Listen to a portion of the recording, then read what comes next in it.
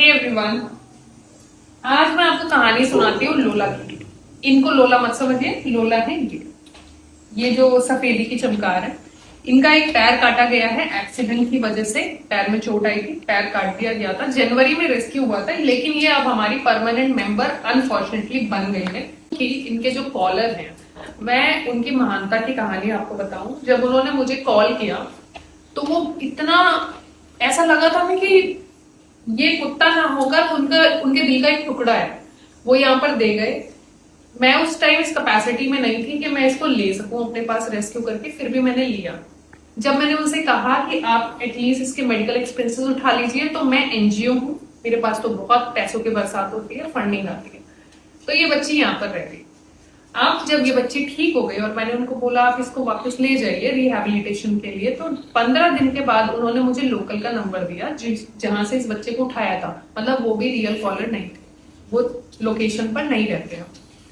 उनसे बात हुई तो पता चला वो उनकी सिस्टर है, और उनकी सिस्टर ने मुझे बताया कि हमारे जहां पर हमने लोला को रेस्क्यू किया था, वहां के 4 सिबलिंग जो इसके थे वो मारे गए हैं, क्रुएलिटी हुई है।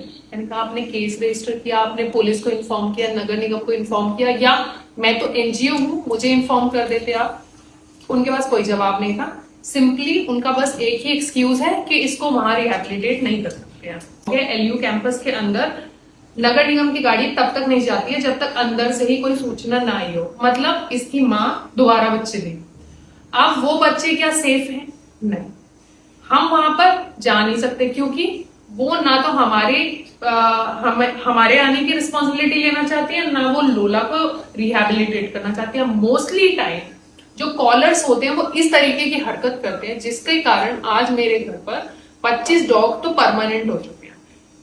अब आप एक बात बताइए, ये बच्ची अभी इस कमरे में रह रही है, जिस कमरे में मैं रेस्क्यू करके इस पपी को देख लो रख रही हूँ। एक पपी और है, घूम रही होगी कहीं, मैं नहीं देख पा रही हूँ उसको, कहाँ है वो, न्यूरो का इशू है उसको। ये वो कमरा है जिसमें मैं रहती हूँ।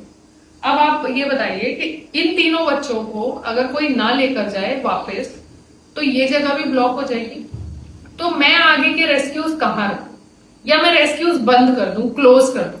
बिकॉज आप लोग इतनी जिम्मेदारी नहीं ले सकते हो कि जब बच्चा ठीक ठाक होकर वापस आए तो हम उस जगह पर उसको खाना दें, उसको कंफर्टेबल करें ताकि वो वहां रह जाए। सुनोगे ना तो हैरान रह जाओगे। उनका वर्ड ये था कि छोड़ दीजिए, फिर उसकी किस्मत जाए। तो अगर छोड़ना ही था तो आपने रेस्क्यू क्यों कराया था इसका? फिर तो इसको मर जाने देना चाहिए था। इसे कोई बीमारी लगे, इसे कोई परेशानी हो तो अब